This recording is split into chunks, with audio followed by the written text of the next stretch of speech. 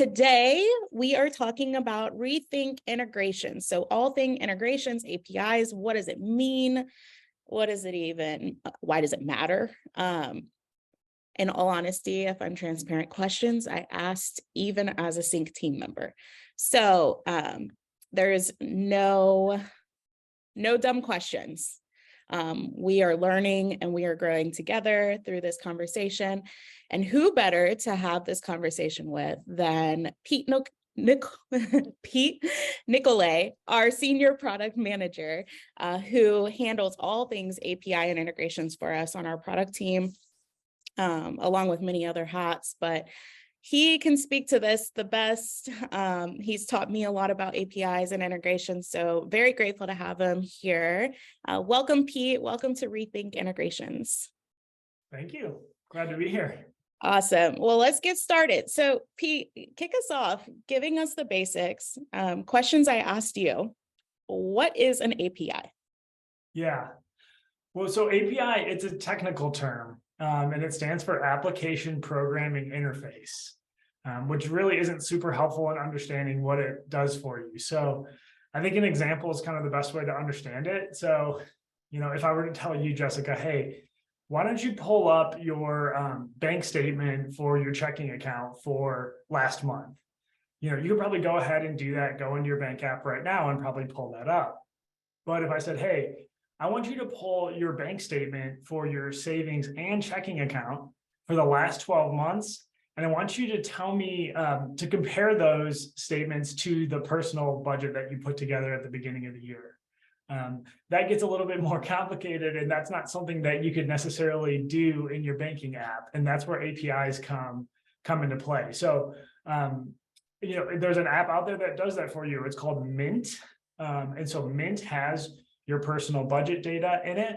And then it uses the bank's APIs to actually pull in your spending data, compare those two, and kind of give you a picture of your financial health. So, you don't have to enter your banking data in both of those systems. Mint just pulls it through the bank's APIs and does that for you. That's awesome. And it's all secure, right? Like that's something we also question. Yep. Awesome. In that example, it's secure and everything we're going to talk about moving forward as well. Right. So what does it mean when a software like CINC says that they're an open platform?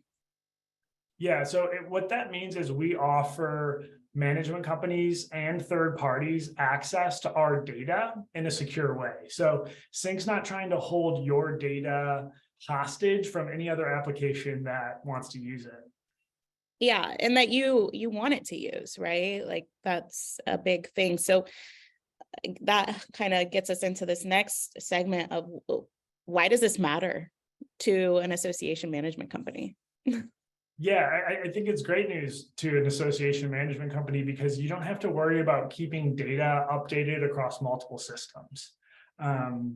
Your systems can talk to each other and your employees don't have to kind of swivel chair from one application to the next to make sure that they both have updated data and that they're in sync. APIs can do that work for you.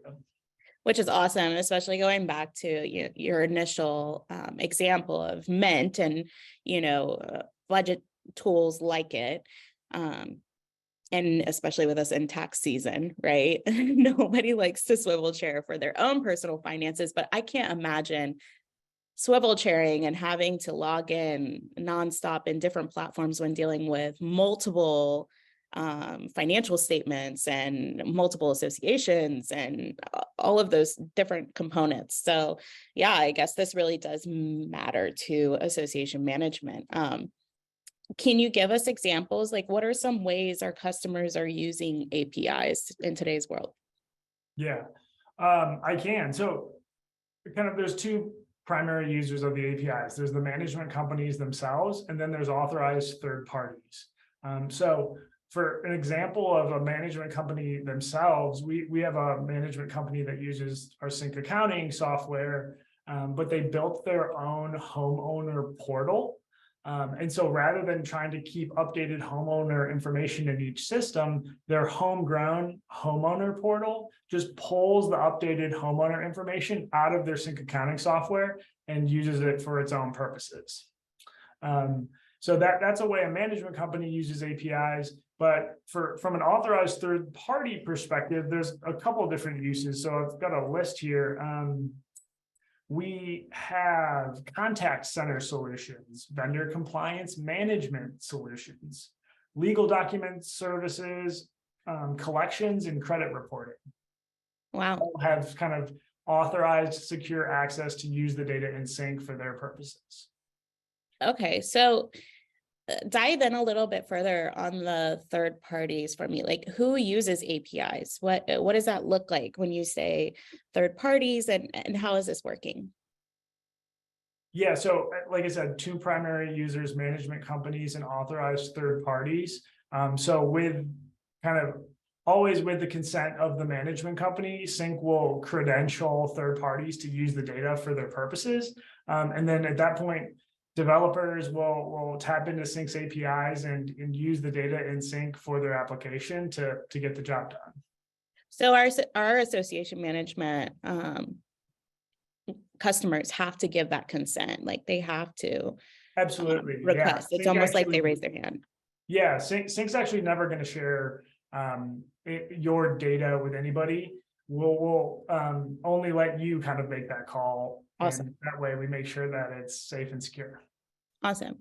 So there's a lot of association management software solutions out there that talk about having integrations or whatnot. What is the difference between an integration and an API? Like, when evaluating software, how do you even understand what to differentiate there with those? Yeah, I think so. An API is one way that you can accomplish an integration. There's multiple ways to accomplish an integration, but an API is one of the best. And then within that API, I think it's worth noting that CINC has what we call RESTful APIs, which is another technical term, but why that really matters is it's the de facto standard for modern APIs that we've implemented, and which will lead to a good integration. Nice. Our APIs, how we accomplish bank integrations, we pride ourselves a lot on our banking integration. So I'd love for you to dive in. What does that look like there for APIs? Yeah, APIs are how we accomplish our bank integrations. I think the big difference between bank integrations and everything we've already talked about is that in bank integrations, CINC's actually coding against the bank's APIs rather than the bank coding against CINC's APIs. So if you think about a bank, they have access to data that a lot of third-party stakeholders need access to. So it makes sense that they would have their own APIs to let people like us code against. Awesome. And yeah, you're right. I think, having come to CINC, it's clear that early on in the company's history, they realized the value of a deep integration between banking and accounting. And so early on, CINC kind of pioneered that integration and has really been honing that expertise over the last, decades. Yeah, and I could imagine so, especially if we're building out the code to connect with those banks rather than, the opposite happening. So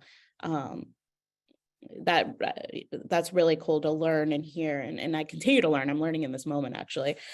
So very cool to learn and understand further about just why we call our banking integration a deep bank integration.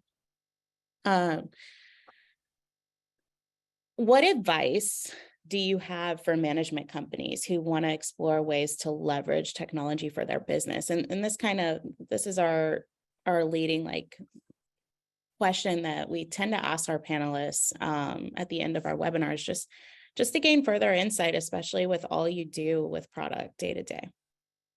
Yeah.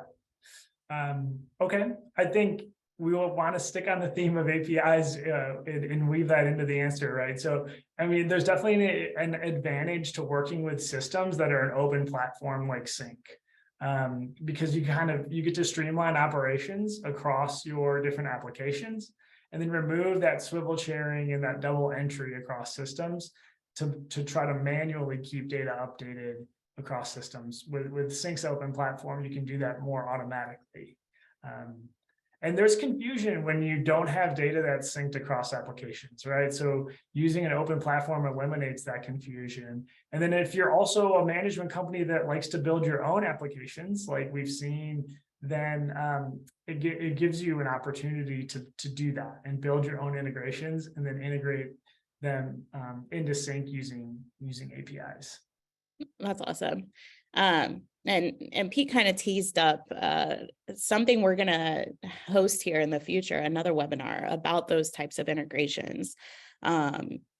Because I know sometimes all of the integration and API talk can just be so overwhelming, yet it's so important and lucrative to our business, as Pete shared just now. So if you feel like you apply to that situation of just wanting to understand more of the accounting integration side and that back end integration side for your existing platform, definitely stay tuned for the summer or reach out to us now. But for anyone else who's just looking to have a holistic single source solution, so that non-swivel chair factor, and a solution that can grow with you and connect into these different entities that we or different other tools that we need to use in our industry, like a call center solution, like Pete mentioned.